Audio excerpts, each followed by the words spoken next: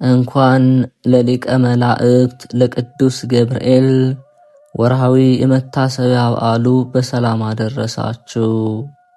እንዲሁም በዚህች ዕለት ታስበው ለሚውሉ ቅዱሳን ዓመታዊና ወርሃዊ የመታሰቢያ በዓላቸው በሰላም አደረሳችሁ። ከዚህ በመቀጠል የሊቀ መላእክት የቅዱስ ገብርኤል ድርሳን እናሰማለን።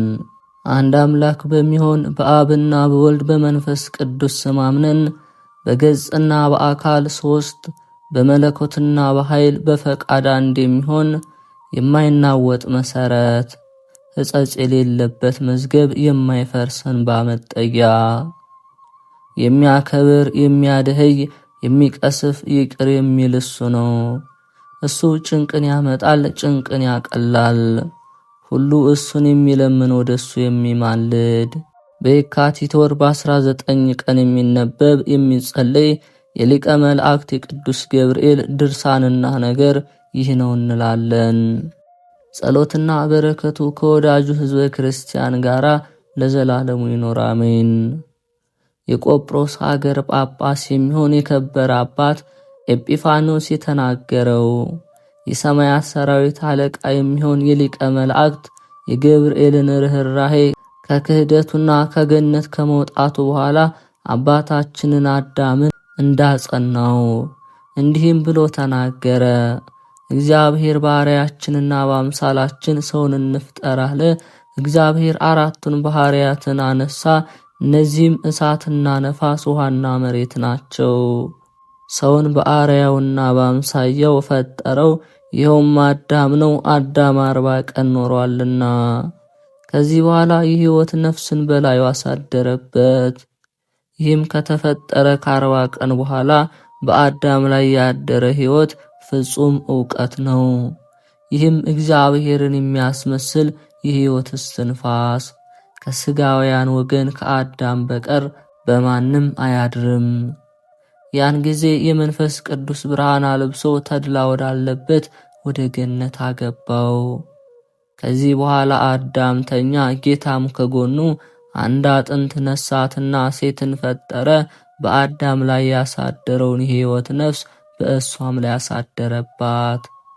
ለአዳምም እንዳለበሰው የመንፈስ ቅዱስን ብርሃን አለበሳት። አዳምን በነቃ ጊዜ ጸጋንና ትንቢትን የተመላሱ ሔዋንን ባያት ጊዜ ይህች ከሥጋዬ የተከፈለች ሥጋ ከአጥንቴ የተከፈለች አጥንት ሚስት ትሆነኝ አለ። የሕያዋን እናት ስለሆነች ስሟንም ሔዋን አላት። ከዚህ በኋላ እግዚአብሔር አዳምን በገነት ካለው እንጨት ሁሉ ብላ ባለው ጊዜ መልካምና ክፉን ከሚያሳውቅ እንጨት ግን አትብላ፣ እሷን የበላ እንደሆነ ትሞታለህ አለው። ከዚህ በኋላ አራዊትንና እንስሳትን አእዋፍንም ወደ ሹማቸው ወደ አዳም ሄዱ አላቸው። እሱም የወደደውን ስም ያወጣላችሁ። ያን ጊዜ ሥጋውያን ሁሉ ወደ እሱ ሄዱና በየስማቸው ጠራቸው። የፍጥረቱን ሁሉ ስም እንደሚገባቸው ይጠራ ዘንድ ከመንፈስ ቅዱስ የተሰጠው እሱ ከዚህ በኋላ አሰናብቶ ባርኮ ሰደዳቸው። ከዚያም ሲመለሱ ዲያብሎስ አገኛቸው፣ እንዲህም አላቸው፣ አዳም ምን አለ አላቸው። የሚገባንን ስም አወጣልን አሉት። ከእኛም አንዱን ብላ ብንለው እምቢ አለን። እንዲህ ብሎ አምላኬ ከአንዲት እንጨት በቀር ከሁሉ አልፈለገኝም፣ ያውም እንዳልሞት ብሎ ነው። ከዚያ ሰዓት ጀምሮ ዲያብሎስ እንዲህ ይል ጀመር፣ ከዚያች እንጨት ቆርጦ ማን ከአፉ ውስጥ በጨመረልኝ ከመላእክት ተለይቼ እኔ እንደተሰደድኩ እሱም ስደተኛ ይሆን ዘንድ። ይህንንም እያለ ሲመኝ አርዌ ምድር እባብ ከእሱ ዘንድ ደረስ አለች። እሷም ከአራዊት ሁሉ ሲያዩዋት እጅግ መልካም ነበረች። ወዴት ትሄጃለሽ አላት። እሷም ስም ያወጣልኝ ዘንድ ወደ ሁሉ ሹም ወደ አዳም ነው አለችው። ስም እንዲወጣልሽ የምትሄጁ መልካም ነው፣ እኔም ካንቺ ጋር ስም እንዲወጣልኝ መሄድ ይገባኛል አላት። ከዚህ በኋላ በእሷ ተሰውሮ ወደ ገነት ገባ። አዳምን በ9 ሰዓት ለጸሎት ይፋጠን ነበር። በገነት ውስጥ መላእክት በየሰዓቱ ደወል ይደውሉ ነበር። አዳምና ሔዋን መልካቸው ልዩ ልዩ ሆነ። አእዋፍም አራዊትም በገነት ውስጥ እንጨቶችንም ሁሉ ስለ ደስታቸውም ለእግዚአብሔር ምስጋና ያቀርቡ ነበር፣ መንፈሳውያን ናቸውና። ሰይጣንም አዳምን በእባብ አፍ ከሁሉ በላይ የምትሆን ንጉሥ ሰላም ላንተ ይሁን አለው። አዳምም እኔ የበላይ ንጉሥ አይደለሁም፣ የማይሾምና የማይሻር አምላክ ያለ እንጂ አለው። ሰይጣንም ከመስፍን ከአዳም አፍ ይህንን ትሕትና በሰማ ጊዜ አዘነና መልስ ሊሰጠው አልቻለም። ከዚህ በኋላ አዳም ወደ ጸሎት ሄደ። እባብም ወደ ሔዋን ሄደና የገነት ንግሥት ሰላም ላንቺ ይሁን አላት። እሷም ላንተም ሰላም ይሁን አለችው። እንደምን አላችሁ አላት። በሰላምና በደስታ ነው አለችው። ከገነት እንጨት እንዳትበሉ እንደተከለከላችሁ ሰምተናል። ይህንንም ቢላት እሷም የከለከለንን አንድ እንጨት ብቻ ነው፣ የከለከለንም ነፍጎን አይደለም እንዳንሞት ነው እንጂ አለችው። የምትሞቱ ሆኖ አይደለም መልካሙንና ክፉን የምታውቁ አምላክ ትሆናላችሁ ብሎ ነው እንጂ አላት። ይህንንም በሰማች ጊዜ ከዚያ ከእንጨት አንዱን ፍሬ አነሳች። ልትበላም በፈለገች ጊዜ ያ እባብ እጇን ያዛት። አምላክ ለመሆን ከፈለግሽ ብቻሽን አትብይ፣ አይሆንልሽምና ነገር ግን ከባልሽ ዘንድ ሄደሽ አንድ ጊዜ ብቻ አንቺ ለእሱ አጉርሽው፣ እርሱ ለአንቺ አጉርስሽ አላት። እሷም ወደ ባሏ ወስዳ ጎረሰችው። ያን ጊዜ እግዚአብሔር ጸጋ ተለያቸው፣ የመንፈስ ቅዱስ ሀብት ከነሱ ተገፈፈ። የሰርክ ሰዓትም በሆነ ጊዜ እግዚአብሔር መላእክትን አስከትሎ ወረደ። በገነት መካከልም ቆሞ አዳም ወዴት አለህ አለው። አዳምም ድምፅህን ሰምቼ ተደብቄአለሁ አለ። የበለስ ቅጠል ለብሼ ራቁቴን ነኝና። እግዚአብሔርም ራቁትን እንደሆንክ ማን ነገረህ አለው። ምናልባት እኔ አትብላ ካልኩ እንጨት በልተህ እንደሆነ ነው። የሰጠኸኝም ሴት ሰጠችኝና በላሁ አለው። ሴቷንም በእውነት ይህንን አደረግሽውን አላት። እሷም እባብ አሳተችኝና በላው አለችው። እግዚአብሔርም እባብን ረገማት፣ በእባብ ዘርና በሔዋን ዘር መካከል ጸብ አደረገ። ዳግመኛም እግዚአብሔር ሔዋንን በየወሩ 7 ቀን ደም ሁኚ፣ አመጠሽም ተጨንቀሽ ውለጂ፣ ከወለድሽ በኋላ መመላለሻሽ ወደ ባልሽ ሁን፣ እሱም ለዘላለሙ ይግዛሽ። አዳምንም እግዚአብሔር እንዲህ አለው፣ ምድር ባንተ ምክንያት የተረገመች ትሁን። አንተ መሬት ነህ፣ አሁንም ወደ መሬትነትህ ተመለስ። ከዚህ በኋላ እግዚአብሔር የቆዳ ልብስ አለበሳቸው፣ ተድላ ካለበትም ገነት አወጣቸው። ካወጣቸውም በኋላ በገነት አቅራቢያ አጠገብ አኖራቸው። ሱራፊንም ገነት ይጠብቃት ዘንድ አዘዘው።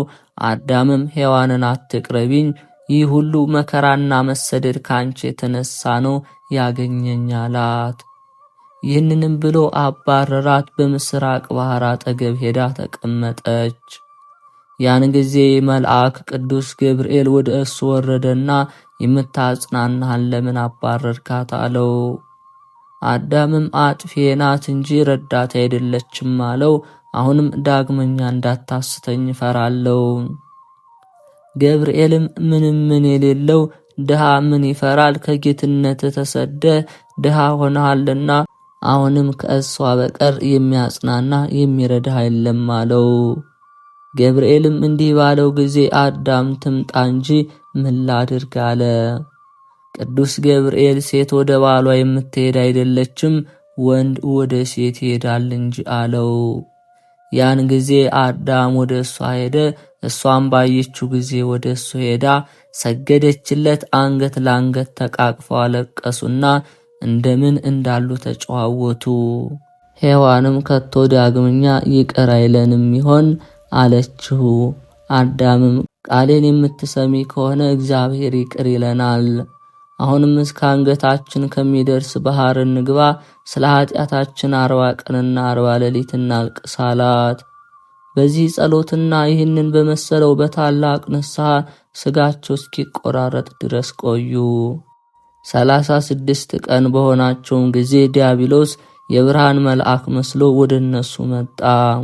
እንዲህም አላቸው፣ አሁን እግዚአብሔር ጸሎታችሁን ሰምቷችኋል፣ ንስሐችሁንም ተቀብሎ እኔ ወደ ርስታቸው እንዳገባችሁ ልኮኛል አላቸው። አስቀድሞ ግን የለሰለሰች እርሻ ቅብቅብ ወደ ሆነችው ወደ ሔዋን ሄዶ እንደምን አላችሁ አላት። ቀድሞ በመልካም እንኖር ነበር፣ ዛሬ ግን በመከራ ነን አለችው። እሱም ነይ ወደ እኔ አላት። ነይ ባላትም ጊዜ ፈጥና ወጣች። አዳም ግን 40 መዓልትና 40 ሌሊት ያልኩትን ቀኖናዬን ሳልፈጽም አልወጣም ብሎ ተጋደለ።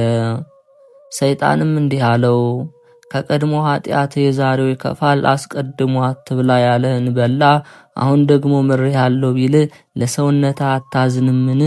አሁንም ወደ ሰማይ ወጥቼ የእግዚአብሔርን ትእዛዝ አልቀበል ማለት እነግርሃለሁ። ከእንግዲህ ወዲህ ግን ይቅርታ አያደርግልህም አለው። አዳምም ይሆን ብሎ ከወጣ በኋላ ሁለቱንም እየመራ ወስዶ ወደ ገነት በር አጠገብ አቀረባቸው። ከዚያም ሲደርሱ ማንኝ እኔ ታውቁኛላችሁን አላቸው። እኛስ አናውቅህም አሉት። እሱም ከገነት ገንዘብ የሰረኳችሁ እኔ ነኝ፣ አሁንም ንስሐችሁን አጠፋሁት አላቸው። እንግዲህ ጠፍታችኋል፣ የመዳን ተስፋ የላችሁም፣ ብፅዓታችሁን አልፈጸማችሁምና። አዳምም ይህንን በሰማ ጊዜ ምድር ላይ ወደቀ። እስከ 3 ቀንም መነሳት አልተቻለውም። ጠላቴ ዳግመኛ አገኘኝ ብሎ ወደቀ። በ3ኛው ቀን ሊቀ መላእክት ቅዱስ ገብርኤል መጣና ነሳው፣ እንዲህም አለው፣ እግዚአብሔር ይቅር ብሎሃል፣ ደስ ይበልህ፣ ካዘዘኝ ቦታ ና ልውሰድህ ብሎ ወሰደና ከመዛግብት ቦታ ደረሰው። እግዚአብሔር እንዲህ አድርጎ አዟል፣ እስከምትሞትበት ቀን ድረስ በዚህ ኑር፣ በዚህም ከሚስትህ ጋር ተገናኝ፣ ብዙ የብዙ ሆኑ፣ ምድርንም በብዛት ሙሏት፣ በውስጧም ጻዳ ውሃ አለ። አዳምም ምን እበላለሁ አለ። ሊቀ መላእክት ቅዱስ ገብርኤል ምግብ ይሰጥህ ዘንድ ወደ እግዚአብሔር ለምን አለው።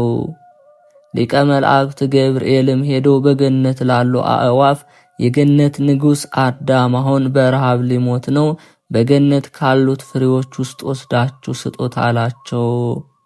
በኋላ ዘመን ከገነት እንጨት ከሚበዙ ልጆች ጋር ወደ ርስቱ ይመለሳልና። ባትወስዱለት ግን ልጆቹ በኋላ ይጣሏችኋል፣ ፍሬውንም ቅጠሉንም ይከለክሏችኋል። እነሱም ከአዳም ዘንድ ሄደው ተባረኩ። ፍሬውንም ይዘው ሄደው አንድ ጊዜ ባመጡት 12 ዋሻ መሉለት። ዋሻውም የስፋት ልክ 30 የፍላጻ መወርወሪያ ያህል ይሆናል። ይህንን ሁሉ መሉና አእዋፍ አዳምን ይህን ልጅህን ያውቁት ዘንድ ለመታሰቢያ ገልጸህ ጻፍልን አሉት። በአምላክ ትእዛዝ ተሰደህ በወጣህ ጊዜ ከገነት ፍሬ ምግብህን እንዳመጣንልህ በ40 ቀን በሰርክ ጊዜ እንደወጣ በ40 ቀን በ9 ሰዓት ወደ ርስት ትመለሳለህና። በአንድ ገጽ በሁለተኛው ሰማይ ሲናገር ከገብርኤል አፍ ይህን ሰምተናል። አሁንም ይህንን መታሰቢያ ጻፍልን፣ ልጆች በጫጉላ ሰርግ ጊዜ እንዳይበድሉን ይህንን ይሰሙ ዘንድ አሉት። መታሰቢያ የሆናቸውም ዘንድ ደንጊያ አምጥቶ ጻፈላቸው። አሁንም በአዲስ አስተዳደግ ያሳደጋችሁ የምእመናን ልጆች ሆይ የሙሽራዋን ሥጋ እየመገበች የእጮኛዋን ደም እያጠጣች በእኛ ላይ ያለው ፍቅሩና ርኅራኄው ከታወቀ ዘንድ እኛም ከመላእክት ሁሉ ይልቅ አብልጠን ሊቀ መላእክት ይህንን ገብርኤልን ልንወደው ይገባናል። አስቀድሞ እሱ ወዶናልና ስለኛም ይለምንልን ዘንድ በየወሩ በዓሉን እናክብር። አዳምን በክህደቱ ህልወቱ ጊዜ ያረጋጋው እሱ ነው። ልጆቹንም እንደምን ይራዳን ያጸናን ይሆን? ጌታችን ኢየሱስ ክርስቶስ በመስቀል ላይ በመካከላችን ቆሞ ከአባቱ ከእግዚአብሔር ጋር ካስታረቀን በኋላ እሱ አምላካችን ነውና እንደኛም ሰው ሆኗልና በመስቀሉ ባፈሰሰው ደም በሰማይና በምድር ያሉትን አስታረቀ ብሎ ሐዋርያው ቅዱስ ጳውሎስ እንደተናገረ በመስቀሉ የፈጸመው ፍቅር በወዳጁ በሕዝበ ክርስቲያን ላይ ይሁን። የሊቀ መላእክት የቅዱስ ገብርኤል ተአምር ነው። ቤተ ክርስቲያን ከሰሩ በኋላ መሠዊያ ሰሩ። መልኩ ያማረ አንድ ጎልማሳ ገባና እያደነቀ ቆመ። ዓይኖቹን አቅንቶ በተመለከተ ጊዜ ገብርኤልን ክንፉን በላያቸው ዘርግቶ ታየው። ምሰሶውን አናጢዎች ለማቆም በቆረጡት ጊዜ ገብርኤል በእጁ ያለውን በትር ከምሰሶ ላይ ያደርገዋል። ያን ጊዜ አናጢዎቹ እንደፈለጉት ሆኖ ይቆምላቸዋል። ያም ጎልማሳ ይህንን ታላቅ ተአምር ባየ ጊዜ ፈራ፣ ደንግጦም በምድር ላይ ወደቀ። ያዩትም ደነገጡ።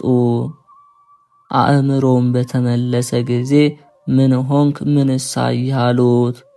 እሱም ብሩህ የሆነና ታላቅ ክንፍ ያለው ሰው አየው፣ ክንፉንም በእነዚህ ሰዎች ላይ ዘርግቷል አላቸው።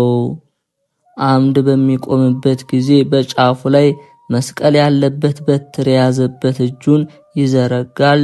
በትሩም ከፀሐይ ይልቅ የሚያበራ ነው። በሚቆመውም አምድ ላይ ያኖረዋል። ያን ጊዜ በቆመበት ቦታ ይጸናል።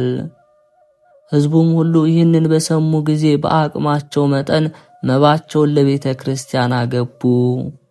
በፍጹም ደስታ ስለ ሃይማኖት ጸንተው ባለጸጎችም ድሆችም ሎሌም ጌታም ትልቅም ትንሽም እኛ አምላካችን እግዚአብሔር እንለምነው በቅዱስ ገብርኤል በዓል ጊዜ መባችን ቁርባናችን ይቀበል ዘንድ ወዳጁን በንጉሶች ንጉሥ በአምላኮች አምላክ በጌታችን በኢየሱስ ክርስቶስ ፊት የበቃ ያድርገው። ቸር ጠባቂ ሰማያዊ ከሚሆን ከአባቱ ጋራ ማህያዊ ከሚሆን ከመንፈስ ቅዱስ ጋራ ምስጋና ገንዘቡ የሚሆን የቅዱስ ገብርኤል ጸሎትና ረድኤቱ ይጠብቀው። ዳግመኛም ሊቀ መላእክት ቅዱስ ገብርኤል ያደረገው ተአምር ለቅዱስ መርቆሪዎስ ሰይፍ እንደሰጠው የሚናገር። ቅዱስ መርቆሪዎስም በሰልፍ ውስጥ ሳለ የእግዚአብሔር መልአክ ቅዱስ ገብርኤል ታየው። ሰይፉንም ሰጠውና ይህንን ውሰድ አለው። እግዚአብሔር ኃይል ሰጥቷል፣ ጠላቶችንም ነገ ድል ታደርጋቸዋለህ አለው። ዳግመኛም ንጉሥ ዳኪዎስ የክርስቲያንን ሃይማኖት ትቶ ለጣዖት ሰገደ። አንተ ግን ሕግህን ጠብቀ ከአባቶች በተማርከው ሃይማኖት ጽና አለው። ይህንንም ነግሮት ከሱ ተሰወረ። በረከትና ረድኤቱ ከኛ ጋር ይሁን። የነደደ እሳትን ያጌጥህ ገብርኤል ሆይ ከአርበኞች ጋር ውጊያን በጀመረ ጊዜ ሀብትንና ጸጋን የተመላ የሮሙን መርቆሪዎስን የረዳኸው ያለ ረድኤት ግን ሞትን የማይፈራ ጻድቅም ሰማዕትም አይገኝም። የተከበራችሁ የልዑል እግዚአብሔር ቤተሰቦች ከዚህ በመቀጠል የመልአኩ የቅዱስ ገብርኤልን መልኩን እናሰማለን። ሰላም ገብርኤል እግዚአብሔር ሆይ ስለ ማርያም ክብር የቀረበውን የገብርኤልን ሰላምታ አምልቻ ጉልቼ ያይደለ በችሎታዬ መጠን እናገር ዘንድ የማስተዋል መጽሐፍ ልቦና ስጠኝ። ፈጣሪ ሆይ አንደበቴ ሙሴ መናገር የማይችል ኮልታፋ እንኳ ቢሆን ጥበብን የሚገልጽ ምስጢርን የሚያስተረጉም ጰራቅሊጦስ አሮን አንደበት ይሆነኝ። ገብርኤል ሆይ የስሙ ትርጓሜ የማይመረመር ካለመኖር ማለት ከኢምንት ግብር በቀዳማይ የይሁድ ሰዓተ ሌሊት ለተከናወነ ስነ ተፈጥሮ ሰላም ላለው። ገብርኤል ሆይ ማህተሙ የአይሁድ ንጉሥ ይህ ነው የሚል የሕፃኑ ኢየሱስና የእናቱ ማርያም መልክዓ ስዕል የተሳለብህ የበልዓም የራእዩ ኮከብ የልደቱ ሐዋርያ አንተ ነህና። ገብርኤል ሆይ ተመራምሮ ለማይደረስበት ስም አጠራር ሰላም ላለው። ነገር ግን አምላክ ሰው ሆነ፣ ሰው አምላክ ሆነ ማለትን ይመስላል። ገብርኤል ሆይ የአንበሳ የገጸ ለሐምና የንስር ስነ ገጽ ካላቸው ኪሩቤል ጋራ የእግዚአብሔር ዙፋን ተሸክመ በከበረ የሰው ስነ ስዕል አምሳል ሕዝቅኤል ያየ ከኪሩቤል አንዱ አንተነ።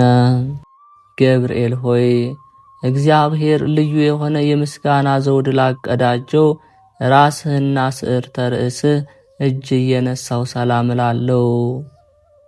ገብርኤል ሆይ የቃልህ ብርሃን ከጽንፍ እስከ ጽንፍ የሚደርስ ስነ ጸዳሉም በአራቱ ማዕዘን ዓለም የመላ አንተ ከምስራቅ የወጣህ ፀሐይ ነህ።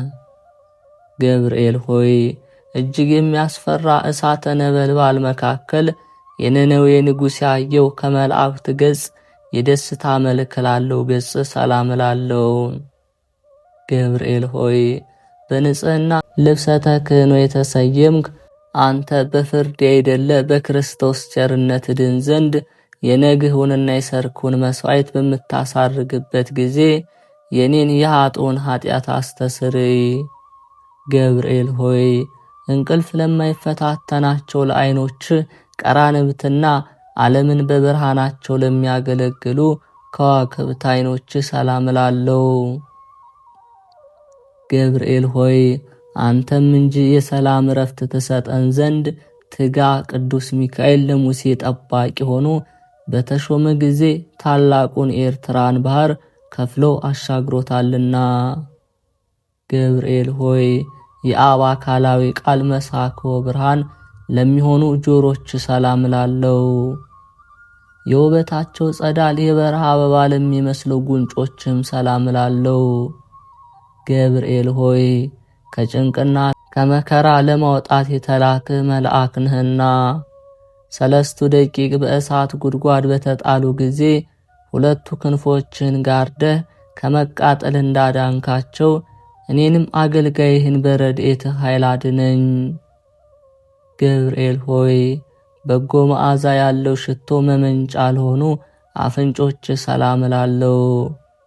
የንጽህና የቅድስና መገኛ ለሆኑ ከንፈሮችም ሰላም እላለሁ። ገብርኤል ሆይ ለሐና ልጅ ለማርያም ደስ የሚያሰኝ ምስራች እንዳበሰርካት ለኔም የምጸድቅበትን የምድንበትን የምስራች አብስረኝ። የመልካም ምስራች ማብሰር ለአንተ ክፍልህ ነውና።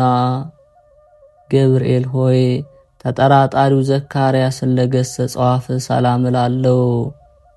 ደስታንና ፈገግታን ለሚያሳዩ የዕንቁ ባህሪ ላላቸው ጥርሶችም ሰላም እላለሁ። ገብርኤል ሆይ ባህሪ ከኢዮብ መንፈሰ ባህሪ የተመሳሰለ የዝምታ መልአክ ነህና አመፃን እንዳይናገር ለአፌ ጠባቂ ሆነው ለከንፈሬም የትዕግስት መዝጊያ ብጅለት። ገብርኤል ሆይ ማኅተመ ባህሪው ቃልህ ለሚሆን አንደበትህ ሰላም እላለሁ።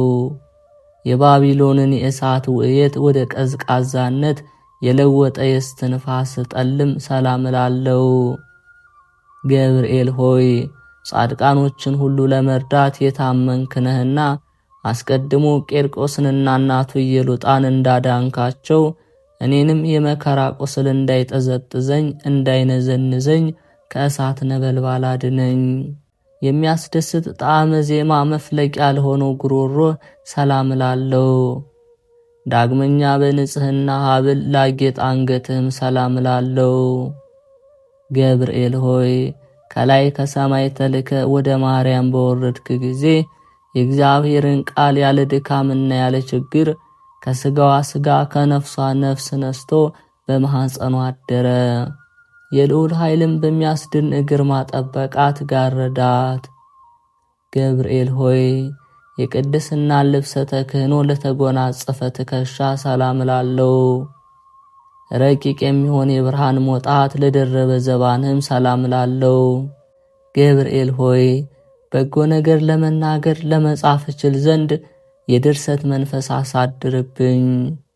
ዕዝራ ኡራኤልን አጥብቆ በለመነው ጊዜ ምስጢርን የሚገልጽ መንፈስ በእሳት ጽዋ አግቶታልና። ገብርኤል ሆይ ስነ ባህሪው ለማይመረመር ደረት ሰላም እላለሁ። ጻድቃኖች የሚጠለሉበት ለክንድ ስፋትም ሰላም እላለሁ። ገብርኤል ሆይ እግዚአብሔር ብቻውን ቢያውቅ እንጂ ስላንተ ተፈጥሮ ማንም ማናስቦ የሚደርስብህ የለም። ባህሪህም እንዴት እንደሆነ መርምሮ የሚያውቅ የለም። ገብርኤል ሆይ እግዚአብሔር በመለኮታዊ ችሎታ አስተባብሮ ለፈጠራቸው እጆችህና ለሁለቱ ረቂቃን ወርቶች ሰላም እላለሁ። ገብርኤል ሆይ የክርስቶስንና የወላጅ እናቱ ሐዋርያ አንተ ነህና እሳቱ ከማይጠፋ ትሉ ከማያንቀላፋ የኩነኔ ጉድጓድ መንጥቅ አውጣኝ። ገብርኤል ሆይ ከዳራና ከቂሮስ እስከ ክርስቶስ መወለድ ያለውን ዘመን መጥኖ የከነዳ ክንድህና እደ ኩርና ሰላም ላለው። ገብርኤል ሆይ ያዘኑትን የምታረጋጋ ጻድቃንን የምትጎበኛቸው አንተ ስለሆንክ ሐዘንን የሚያስረሳ የደስታ ወይን አጠጣኝ። ላዘኑ ለተከዙ ወይን ያጠጣቸው ዘንድ ሕግ ተሰርቷልና። ገብርኤል ሆይ ብሩክ ጸጋን ለሚለግስ መዳፍ ሰላም ላለው። የክቡር መልአክ ጣቶች ለሚሆኑ ነበልባላዊ ጣቶችም ሰላም ላለው። ገብርኤል ሆይ ወደ እውነተኛው አምላክ አደራ አስጠብቀኝ። በዚህ ዓለም ጠዋት የተናገረውን ማታ የሚደግም ዘመድ ወይም ወዳጅ አይገኝምና። ገብርኤል ሆይ ብርሃናትን ለተጎናጸፉ ለጣቶች ጽፍር ሰላም ላለው። በሁለት እሳታውያን አክናፍ ላሸበረቁ ጎኖችም ሰላም ላለው። ገብርኤል ሆይ ስለ እኔ ሕይወቱን አሳልፎ የሰጠውን ፈጣሪ በአርአያና በአምሳለ የፈጠርከውን እንዴት ታጠፋዋለህ? አሳምረህ ያነጽከውንስ ሕንጻ ስለምን ታፈርሰዋለህ? እያልክ ማልድልኝ። ገብርኤል ሆይ ምግቡ የምስጋና ጣዕም ህብስት ለሆነ ሆድ ሰላም ላለው። የሦስት ሕዋሳት አካል መሥዋዕት ለሆነው ጽሩይ ልቦናም ሰላም ላለው። ገብርኤል ሆይ ስለዚህም አንተ የሕያዋን ሁሉ ሕያው ነህ። ሰው ግን ይሞታል፣ ወደ መሬትነቱ ይመለሳል። ሕይወትም እንደ ጢስ ብንብላ ትጠፋለችና። ገብርኤል ሆይ ምስጋናን በዝማሬ ድምፅ ለሚያሰማ ለሚያመሰግን ሕሊና ሰላም ላለው። የሥጋዊ ባህሪ ክፍል አካል ግን በባህሪ የሌለ ነው። ገብርኤል ሆይ የደህንነት መልአክ ነህና እኔን አገልጋይህን ከችግር አውጣኝ። ይልቁንም ጠላት የሰይጣን የመቅሰፍት እሳት ወላፈኑን በእኔ ላይ በነዛ ጊዜ ፈጥነህ በክንፎች ጋርደኝ። ገብርኤል ሆይ ለሚጠሩት ፈጥኖ የሚሰማ ሩሩ እሳታዊ ነበልባላዊ አንጀትህን ሰላም ላለው። ገብርኤል ሆይ አንተ በሁሉ ዘንድ አሸናፊ ነህ። አንተ በእግዚአብሔር ዘንድ መሥዋዕትን የሚያሳርጉ የካህናተ ሰማይ ሱራፌል ጓደኛ ነህ።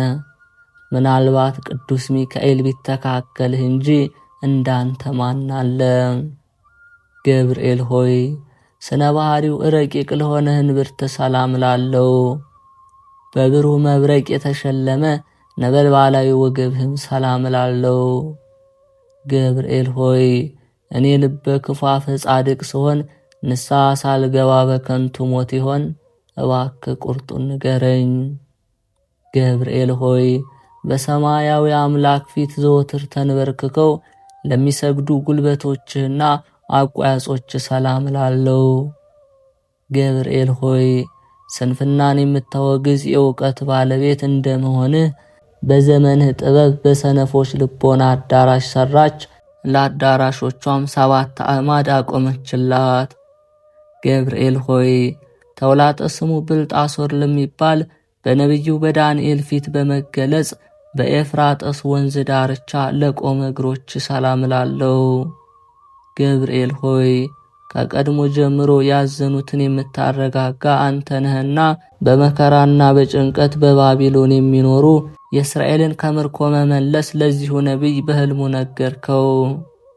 ገብርኤል ሆይ በዚያ ድብልቅልቅና ሽብር በሆነበት ዕለት ከጌታ እግረ መስቀል ስር ለቆሙት ተረከዞችና ጫማዎች ሰላም ላለው።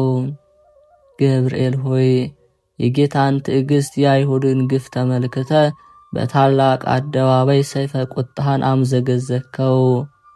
ቅዱሳት አንስት ግን ክርስቶስ ተነስቷል ስላልካቸው የትንሣኤውን ምስራች ነግሩ ዘንድ ወደ ሐዋርያት ሄዱ። ገብርኤል ሆይ በእግሮች ላይ ለሚያበሩ 10 ጣቶች ሰላም ላለው። በብርሃንነትና በነጸብራቅነት ለሚተባበሩ ጥፍሮችም ሰላም ላለው። ገብርኤል ሆይ የትሕትናና የጽድቅ መምህር እንደመሆንህ መጠን በየዕለቱ በጎ ነገር አስተምረኝ።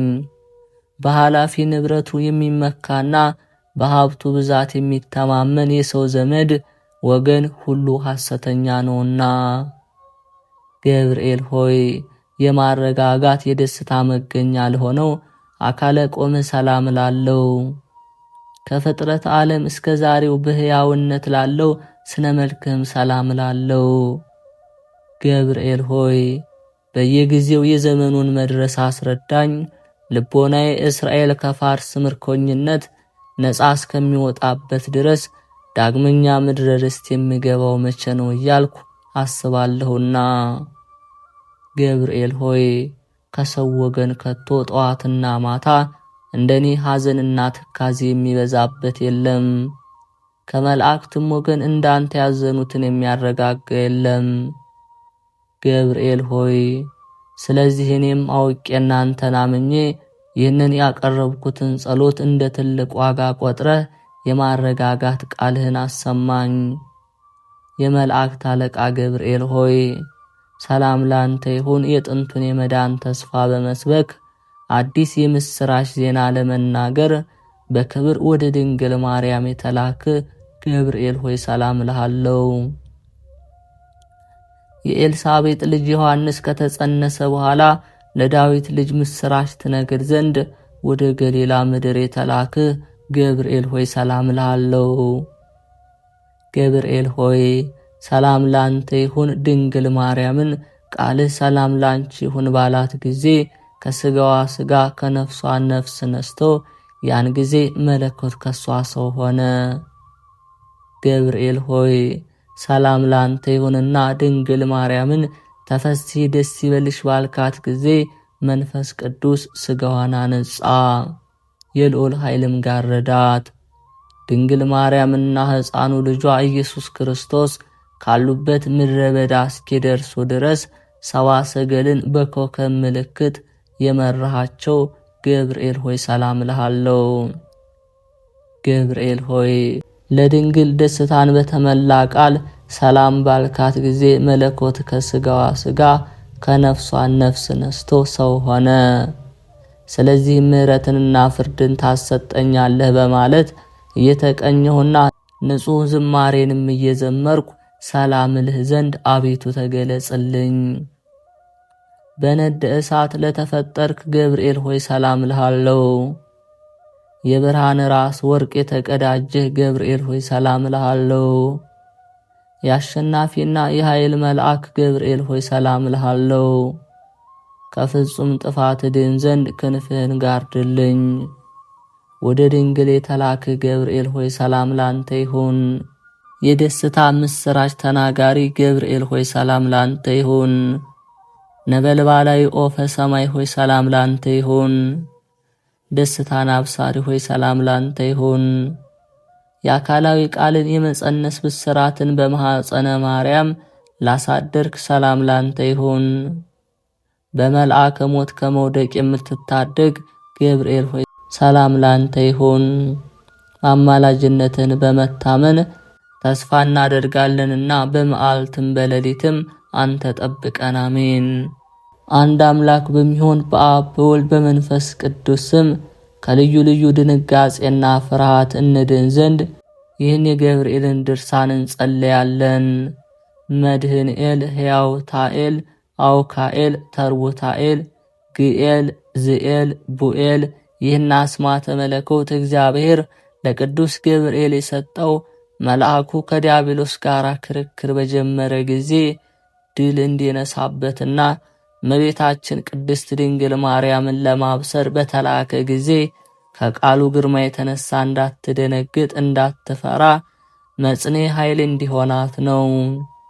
አቤቱ ለኔ አገልጋይህም እንደዚሁ ኃይል ጽንዓ ሰጥተህ ከመዓልትና ከሌሊት ድንጋጼ አድነኝ፣ አሜን። ከላይ ከሰማይ ወደ ድንግል የተላከ ገብርኤል ሆይ ሰላም እልሃለሁ። ደስታ አብሳሪ መልአክ ሆይ ሰላም እልሃለሁ። ጽንሰ ቃልን አስተምረህ የምታሳምን መልአክ ሆይ ሰላም እልሃለሁ። ሰማያዊ ነደ እሳት ኦፈ ርግብ ሆይ ሰላም እልሃለሁ። ፍጹም ደስታ ተናጋሪ መልአክ ሆይ ሰላም እልሃለሁ። ከእደሞት የምታድን መልአክ ሆይ ሰላም እልሃለሁ። ያንተን አማላጅነት በመዓልትም በሌሊትም ተስፋ ስለምናደርግ ጥበቃ አይለየን። በነፍስም በሥጋም ታደገን። የእግዚአብሔር ልዩ ባለሟል ነህና ለዘላለሙ አሜን። ከይሁዳ ወገን ኢያቄም የሚባል አንድ ሰው ነበር። ከአሮን ልጆች ወገን ሐና የምትባል ሚስት ያገባ። ሁለቱም ደጋግ እግዚአብሔርን የሚፈሩ ነበሩ። እሱንም በፍጹም ልቦናቸው ይወዱት ነበር። እግዚአብሔር አምላክንም በፍጹም ልብህ በፍጹም ሐሳብህ ውደደው ብላ ኦሪት እንደምትናገር፣ ከዚህም ቀጥላ ባልንጀራ እንደ ራስህ ውደድ አለች። ጌታችንም በምሥራች ወንጌል ከነዚህ ትእዛዞች ኦሪትና ነቢያት ተንጠልጥለዋል ጸንተዋል አለ። ዳግመኛም ይህን ትእዛዝ አስተውለው ባልንጀራቸውን እንደ ራሳቸው አድርገው ይወዳሉ። ነገር ግን ልጅ ባለመውለዳቸው ያዝኑ ነበር። የእስራኤል ወገኖች ልጅ የሌለውን ይነቅፉት ነበርና ለአባቶቻችን ብዙ ተባዙ ምድርንም ሙሏት ያለውን የእግዚአብሔርን በረከት ያጣኑ እያሉ ይነቅፉት ነበር። እያዘኑም ብዙ ዓመት ኖሩ። ፈጽመውም ማረጁ። ለሚስቱም 60 ዓመት ሞላት። አንድ ቀንም በአይሁድ በዓል ጊዜ ከእስራኤል ወገን ሮቤል የሚባል ሰው መጥቶ ኢያቄምን ልጅ ያልወለድክ አንተ መሥዋዕት ልታቀርብ አይገባህም አለው። ኢያቄምም ይህንን በሰማ ጊዜ አዘነ። ሲያስብም እንዲህ አለ፣ የእስራኤል ልጆች ሁሉ ልጆች አሏቸው፣ ለእኔ ግን ልጅ የለኝም። ኢያቄም ግን ሮቤል የነገረውን ለሚስቱ አልነገራትም። ወደ በረሃ ሄዶ ወደ እግዚአብሔር ጸለየ። 40 መዓልትና 40 ሌሊት እየጾመ እየጸለየ በሐሳቡም እንዲህ አለ፣ እግዚአብሔር የለመንኩትን እስኪሰጠኝ ድረስ ምግብ አልቀምስም። ጸሎቴንም መብልና መጠጥ ይሆነኝ። ሚስቱም ልጅ ሰጣት ዘንድ ወደ እግዚአብሔር ታለቅስና ታመለክት ጀመር። ቀኑም 9 ሰዓት በሆነ ጊዜ ጸሎት ለማድረስ ወደ ቤተ መቅደስ ገባች። ስትሄድም ረጅም እንጨትና በውስጡ ወፎች ከግልገሎቻቸው ጋር ጭው ጭው ሲሉ አየች። ሐናም አለች፣ እግዚአብሔር የባረካቸውና ፈጽሞ ያበዛቸው ናቸው፣ የኔንም ልመናዬንም ስማ። እንዲህም እያለች ታለቅስ ጀመር። ወዮልኝ፣ በማንም መሰላለው? በብቸኛው ወፍ ነውን? ለወፎች ልጆች አሏቸው። በእንስሳት ነውን? በአራዊት የምመሰለው? ለነሱም ልጆች አሏቸው። እንደዚህም እያለቀሰች ሕሊናዋን ሰቅላ ሳለ የእግዚአብሔር መልአክ ቅዱስ ገብርኤል ከሰማይ ወረደ። ከፊቷም ቆመና እንዲህ አላት፣ እግዚአብሔር ጸሎትሽን ሰምቶልሻልና አንቺ ትጸንሻለሽ። ጌታዬ አምላኬ ልጅ ከሰጠኸኝስ በሕይወት በሚኖርበት ዘመን ሁሉ ለቤተ ክርስቲያን እሰጣለሁ አለች። ይኸውም ቤተ መቅደስ ነው። ከዚህ በኋላ መልአኩ እንዲህ አላት፣ ባልሽ ኢያቄም አሁን ከበረሃ በግ ይዞ ይመጣል፣ እሱን ወስደሽ ተመገቢው። የእግዚአብሔር መልአክ ቅዱስ ገብርኤልም ወደ ኢያቄም ሄደ፣ እንዲህም አለው፣ እግዚአብሔር ልመናህና ጸሎትን ሰምቷል። ሚስትህ ሐናም ትጸንሳለች። ኢያቄምም ይህንን ነገር በሰማ ጊዜ ታላቅ ደስታ ተሰማው፣ እግዚአብሔርንም አመሰገነው። የመንጋውንም ጠባቂዎች ጠራቸው። ለአምላኬ ለእግዚአብሔር የማቀርባቸው 2 ጠቦቶች በጎች አምጡልኝ አላቸው። ኢያቄምም የመንጋውን ጠባቂዎች አስከትሎ መጣ። ሐናም በበሩ ፊት ለፊቱ ተቀምጣ ተነስታ ቆመች። ባየችውም ጊዜ አንገቱን አቅፋ ያዘችው። እግዚአብሔር እንዳዘነልኝ ይቅር እንዳለኝ አወቅህን አለችው። ታላቅ መባረክንም እንደባረከች ከዛሬ ጀምሮ እኔ መካኒቱ መካን አይደለሁም፣ ልጅ የሌላትም ጸነሰች አለችው። ኢያቄምም ከቤቱ ከገባ በኋላ አንድ ቀን ረፍት አደረገ። በነጋው ተነሳና መስዋዕቱን ይዞ ሲሄድ በልቡ እንዲህ ብሎ አሰበ፣ እግዚአብሔር መስዋዕቴን ከተቀበለልኝ ፊቴ በቤተ መቅደስ ውስጥ ባለው አክሊል ይታያል። በመስዋዕቱ ላይ የሚቀርበው አክሊል በቤተ እግዚአብሔር ነበርና ከእስራኤል ልጆች ወገን እያንዳንዱ መስዋዕት ባቀረበ ጊዜ እግዚአብሔር መስዋዕቱን የተቀበለለት ፊቱ እንደ መስተዋዕት ሆኖ በአክሊሉ ላይ ይታይ ነበር። መስዋዕቱንም ካልተቀበለለት ግን ፊቱ በአክሊሉ ላይ አይታይም ነበር። ኢያቄምም መስዋዕቱን ባቀረበ ጊዜ እንደ መስተዋት ሆኖ ፊቱን በአክሊሉ ውስጥ አየው። እሱም እግዚአብሔር እንደማረኝ ጸሎቴንም እንደሰማኝ አወቀው፣ ልመናዬንም እንደተቀበለ ልጅም እንደሰጠኝ አወቀው አለ። ከዚህ በኋላ ኢያቄም ከእግዚአብሔር ቤተ መቅደስ ተመልሶ አምላኩ እግዚአብሔርን እያመሰገነ በደስታና በክብር ወደ ቤቱ ገባ። ከዚህ በኋላ ሐና ጸነሰች። 6 ወርም በሆናት ጊዜ መጸነሷ ታወቀና ዘመዶቿ ሊጠይቋት መጡ። ከዘመዶቿ ወገን የታወረች ሴት ልጅ ነበረችና ጽንሷን ለመረዳት የሐናን ሆዷን ዳሰሰች። ያን ጊዜ ዓይኗ በራላት፣ አየችም። አይሁድ ግን ይህንን ባዩ ጊዜ እርስ በርሳቸው እንዲህ ተባባሉ፣ ኢያቄምና ሚስቱ ሀገራችን ያጠፋሉ፣ በእኛ ላይ ይነግሳሉ። ሐና ጸነሰች፣ በመጸነሷም ድውያንን ፈወሰች። በወለደች ጊዜማ እንዴት ይሆን ወግረን እንግደላቸው ብለው አድማ አደረጉ። የሌሊት እኩሌታም በሆነ ጊዜ ሊቀ መላእክት ቅዱስ ገብርኤል ከሰማይ ወረደ። እናንተ በዘመድ የከበራችሁ ተነሱ ብሎ ወደ ሊባኖስ ተራራ ወሰዳቸው። አምላክን የወለደች እመቤታችን ማርያምን በዚያ ተወለደች። የእሊህ ቅዱሳን ጸሎታቸው በረከታቸው የብርሃንን እናትና የልጃቸውንም ልመናና የትጉሃን አለቃ የቅዱስ ገብርኤልም ልመና ከአገልጋዩ ሕዝበ ክርስቲያን ጋር ይሁን። ሊቀ መላእክት ቅዱስ ገብርኤል ያደረገው ተአምር። በሊቀ መላእክት በቅዱስ ገብርኤል ቤተ ክርስቲያን ውስጥ አንድ ኤጲስቆጶስ ነበር። ለበዓል አገልግሎት ባደረገ ጊዜ ታላቅ ቅዳሴ ያደረገ። የተሰበሰቡትም ሕዝብ አብረውት ነበሩ። እሱም በእግዚአብሔር ቃል ምክርና ተግሳጽን ያስተምራቸው ነበር። የሊቀ መላእክት የቅዱስ ገብርኤል ክብርንም ይነግራቸው ነበር። ለሊቀ መላእክት ቅዱስ ገብርኤል ለጌትነቱ ክብር የሚገባውን ሲያነቡ ሳለ ያን ጊዜ በሰይጣን ማሰሪያ የታሰረ የቆሰለ አንድ ሰው ይዘው መጡ።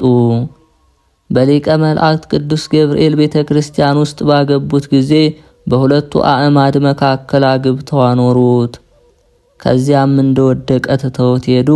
ባመሰገኑና ልዩ በሆነች ሶስትነት የሰላም እጅ መነሳሳትን በፈጸሙ ጊዜ እርኩስ መንፈስ ያደረበት ሰው ካለበት በሰቀላ ውስጥ ወደ ቆሙት ምሰሶች በተመለከቱ ጊዜ ድውዩ ግን ከምሰሶቹ ጋራ ከመነጨው መዓዛው እጅግ የሚጣፍጥ ዘይት ተቀብቶ በምድር ላይ ወድቆ ነበር። ያም በሽተኛ ደዌ የጸናበት ጥምልምል የሆነ ሰው ከዚያ ዘይት ተቀባ። በዚያ ሰዓትም ከደዌው ዳነ። ተነስተውም በእግሩ ቆመ። የተሰበሰቡትም ሕዝብ እግዚአብሔር ያደረገውን ባዩ ጊዜ ታላቅ ምስጋና ቀረቡለት። ሊቀ መላእክት ቅዱስ ገብርኤልንም አመሰገኑት። በታላቅ ትግል እየተጨናነቁ ከምሰሶች ዘንድ ተቀዳድመው ለመድረስ ሮጡ እስኪወድቁ ድረስ። ጋኔን ያደረበት ያ መጻጉዕ ሰው እንደ ፈረስ እየሮጠ ከመካከላቸው ተነስቶ ሄደ። እሱን ያዩ ሰዎች ሁሉ አደነቁ። መላእክትን የፈጠረ እግዚአብሔርንም አመሰገኑ። ሊቀ መላእክት ቅዱስ ገብርኤልንም አመሰገኑ። በጥምቀት የተወለድነውን ሁላችን ይጠብቀን፣ አሜን።